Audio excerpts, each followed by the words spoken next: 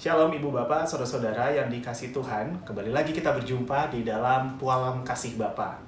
Saya bersyukur dapat menyapa Ibu Bapak, Saudara-saudara semua dimanapun kita berada pada saat ini. Saya mendoakan semoga kita semua dalam keadaan yang baik. Ibu Bapak, Saudara-saudara, mari saya mengundang kita untuk membaca bersama-sama firman Tuhan berdasarkan Kisah Para Rasul pasal 8 ayat 26 sampai 31. Mari kita membaca bersama-sama Kisah Para Rasul pasal 8 ayat 26 sampai 31. Kemudian berkatalah seorang malaikat Tuhan kepada Filipus, katanya, "Bangunlah dan berangkatlah ke sebelah selatan, menurut jalan yang turun dari Yerusalem ke Gaza. Jalan itu jalan yang sunyi." Lalu berangkatlah Filipus. Adalah seorang Etiopia, seorang sida-sida, pembesar dan kepala perbendaharaan Sri Kandake, ratu negeri Etiopia, yang pergi ke Yerusalem untuk beribadah. Sekarang orang itu sedang dalam perjalanan pulang dan duduk dalam keretanya sambil membaca kitab Nabi Yesaya. Lalu kata Roh kepada Filipus, "Pergilah ke situ dan dekatilah kereta itu." Filipus segera ke situ dan mendengar sida-sida itu sedang membaca kitab Nabi Yesaya. Kata Filipus, "Mengertikah Tuan apa yang Tuan baca itu?" Jawabnya, "Bagaimanakah aku dapat mengerti kalau tidak ada yang membimbing aku?" Lalu ia meminta Filipus naik dan duduk di sampingnya. Demikianlah firman Tuhan, Ibu Bapak, Saudara-saudara sekalian. Ibu Bapak, Saudara-saudara, pernahkah kita berjalan di jalan yang sunyi dan sepi? Jalanan yang kosong, tidak ada kendaraan dan tidak ada orang.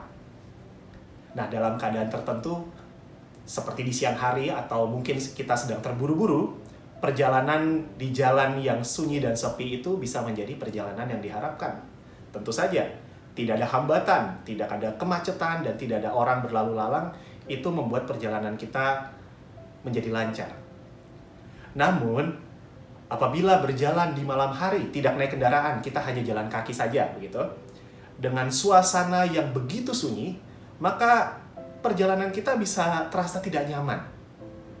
Jadi di satu sisi, kesunyian itu bisa menjadi sesuatu yang nyaman buat kita dan menenangkan kita karena suasananya sangat nyaman, tidak ada suara bising atau apapun.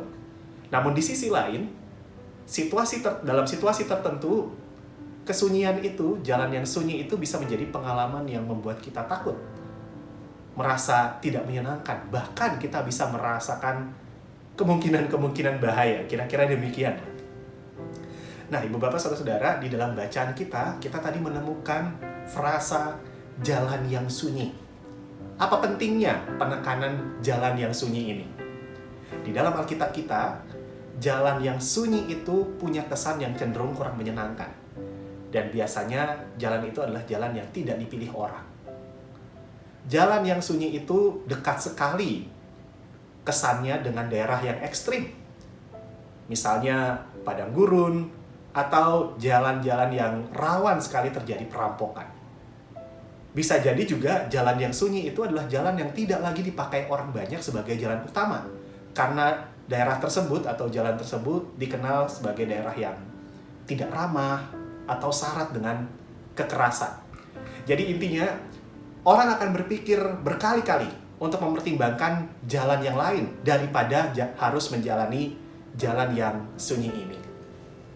Namun menariknya, secara jelas penulis kitab Kisah Para Rasul, Lukas, menceritakan bahwa Filipus yang diutus Tuhan untuk menempuh jalan yang sunyi ini. Dikatakan dengan jelas, jalan itu jalan yang sunyi. Disinilah penjelasan mengenai jalan yang sunyi itu amat penting. Jalan yang sunyi itu bukan sekadar sunyi karena tidak ada orang, tetapi jalan itu adalah jalan yang ditinggalkan banyak orang. Jalan yang ekstrim, jalan yang berbahaya. Namun Filipus taat menuruti perintah Roh Tuhan saat itu. Dan benar saja, perjalanan di jalan yang sunyi itu mempertemukan dia dengan seorang sida-sida Ethiopia. Karena perjalanan ini, sida-sida Ethiopia itu dapat belajar tentang Kristus dari Filipus, dan ia akhirnya menerima Tuhan Yesus sebagai juru selamat. Menarik ya? Nah, ibu bapak, saudara-saudara, kita dapat belajar dari kisah Filipus begini kira-kira. Tuhan terkadang mengizinkan kita berjalan di jalan yang sunyi sepi untuk melakukan karya yang Tuhan perkenan. Tuhan bahkan mengutus kita untuk melangkah di jalan yang tidak diminati banyak orang, dengan tujuan supaya kita menjadi kesaksian tentang Kristus bagi banyak orang. Filipus di sini memberi diri melewati jalan yang sunyi itu, yang membawanya berjumpa dengan orang-orang yang membutuhkan pertolongan untuk mengenal tentang Kristus. Nah, bagi kita pada saat ini, ibu bapak, saudara-saudara, jalan yang sunyi itu tidak selalu berupa jalan yang kita pikir ya jalan di depan rumah kita begitu ya. Tidak.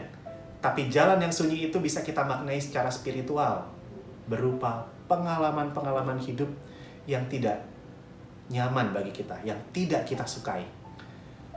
Serangkaian pengalaman yang mungkin tidak kita harapkan terjadi di dalam kehidupan kita. Kita menginginkan, bahkan kita berdoa kepada Tuhan situasi hidup yang menyenangkan, yang membuat kita nyaman. Namun justru Tuhan menghendaki sebaliknya. Kita berada pada situasi yang tidak nyaman, yang bahkan mengancam diri kita. Entah itu di dalam usaha kita, di dalam pekerjaan kita, atau bahkan di dalam pergumulan keluarga kita. Kita bertanya kepada Tuhan, mengapa Tuhan membawaku ke situasi seperti ini? Tuhan, mengapa aku berjalan di jalan yang seperti ini? Mari kita meneladani Filipus, yang oleh Roh Tuhan diutus untuk menempuh jalan yang sunyi itu. Ia tidak menolak jalan yang sunyi itu. Jalan yang ditinggalkan banyak orang. Jalan yang ekstrim, jalan yang bahkan berbahaya bagi dirinya. Tuhan bisa saja membawa kita pada jalan yang sunyi seperti ini, supaya kita menjadi kesaksian bagi banyak orang yang ada di sekitar kita. Ada rencana Tuhan yang mungkin tersembunyi, yang belum terungkap kepada kita masing-masing di dalam begitu banyak pengalaman hidup kita, yang mungkin bahkan saat ini sedang kita alami. Ibu bapak, saudara-saudara, apabila Tuhan saat ini mengizinkan kita menjalani jalan yang sunyi, apapun itu pengalamannya, mari percayalah, Tuhan senantiasa menyertai kita. Dan tidak hanya itu, hayatilah bahwa ketika kita berada di jalan yang sunyi ini, kita menjalaninya dengan sebuah alasan, yaitu untuk melakukan yang benar di mata Tuhan. Mari kita terus percaya dan melihat rencana Tuhan di dalam kehidupan kita, di dalam serangkaian pengalaman-pengalaman yang kita alami. Kiranya jalan yang sunyi, yang mungkin saat ini sedang kita tempuh, mengantarkan kita pada penglihatan betapa besar dan betapa mulianya Tuhan bagi kita. Tuhan menolong kita.